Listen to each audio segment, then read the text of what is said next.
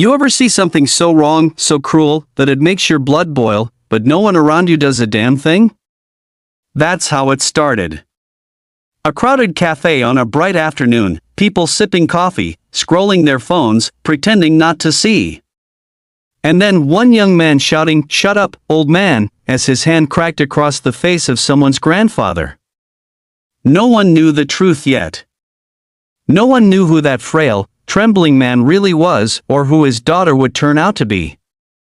But when they found out, the world went silent. The cafe was busy that afternoon.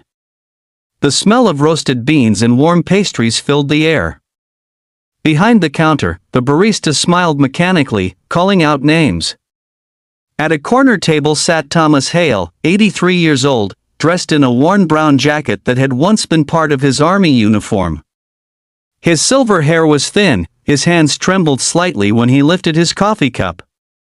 To anyone passing by, he looked like another old man, lonely, fragile, maybe even forgetful. But inside that quiet man lived the memories of battlefields most could never imagine. A group of high school boys came in, laughing too loud, wearing confidence like armor.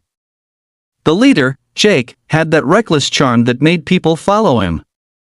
His sneakers squeaked across the floor as he strutted past tables, bumping into chairs without a care.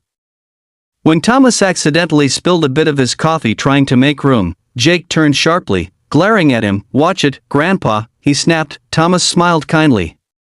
"Sorry, son. My hand's not as steady as it used to be." Jake rolled his eyes. "Yeah, maybe stay home next time, old-timer. Don't want your arthritis messing up my shoes." His friends laughed. Thomas didn't respond. He just dabbed at the spill with a napkin. But that calmness, it made Jake angrier. He needed someone to feel smaller than him. "Didn't you hear me, old man?" Jake hissed, stepping closer. "Say something." Thomas looked up slowly, his eyes soft but steady. "There's no need for all that noise, son. The world's loud enough already." Jake's jaw clenched. "Shut up," he roared, and his hand flew before he could think, smacking the cup from Thomas's hand. Hot coffee splashed over the old man's sleeve. The cafe went silent. Everyone froze. Thomas didn't hit back. He didn't shout. He just looked at the boy, really looked, and said quietly, "You don't know what battles people have fought before you were even born."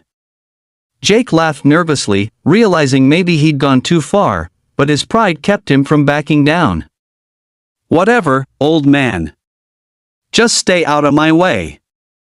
He grabbed his drink, smirking as he left the cafe, his friends following, but what Jake didn't know was that someone had filmed everything. A college student sitting by the window, recording the scene. Within hours, that video hit the internet. Millions watched in outrage as a young man bullied an elderly veteran who'd once served his country, and in one quiet office across town, a woman saw the clip and froze. Director Samantha Hale, head of Homeland Security, recognized the trembling hands, the gentle eyes, the coffee cup he always held with two fingers. It was her father. The man who had raised her to fight for justice, who'd lost his hearing in one ear saving his squad from a mortar strike. Her hand shook as she watched Jake's hand hit him. She could hear her heart pounding louder than the video. Her voice broke as she whispered, "Dad." The next morning, Jake woke up to chaos. His name was everywhere. The video had gone viral, #RespectTheVeteran trending across the world. Reporters were outside his house, his phone exploding with messages. His parents shouted at him, demanding to know what he'd done. He didn't have an answer. He'd thought it was just another moment of teenage stupidity. He hadn't expected the world to care. By the afternoon, the doorbell rang. Two black SUVs parked outside. Men in suits stepped out, crisp and silent. Jake's mother gasped when they flashed badges. Homeland Security. Inside the office downtown, Samantha Hale waited.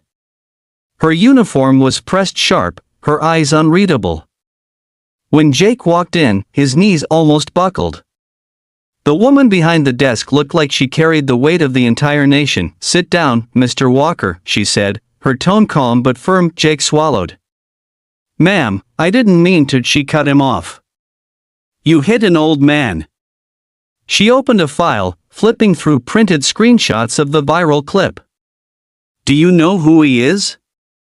Jake shook his head. "He's Sergeant Thomas Hale. Served in 3 wars. Received 2 Purple Hearts. Saved 12 men under fire. And he's my father." The color drained from Jake's face. The room felt smaller. I didn't know," he whispered. "That's the problem, isn't it?" Samantha leaned forward. "You didn't know. You didn't care to know. The moment you raised your hand, you forgot every lesson this country was built on: respect, discipline, gratitude."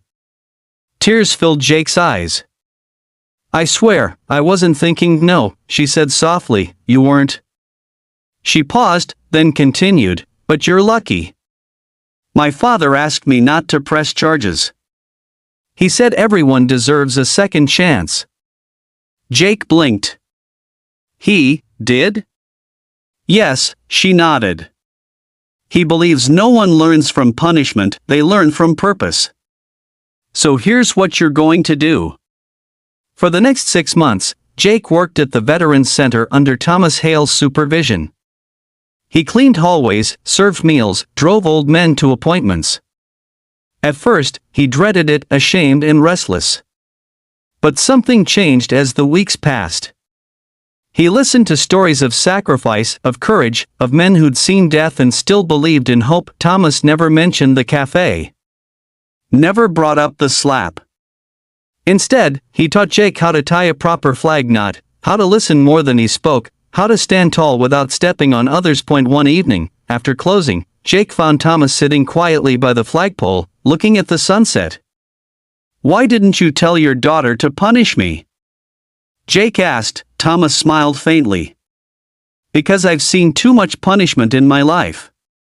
What people need is a reason to be better." Jake looked at him, guilt tightening his chest. "Do you forgive me?"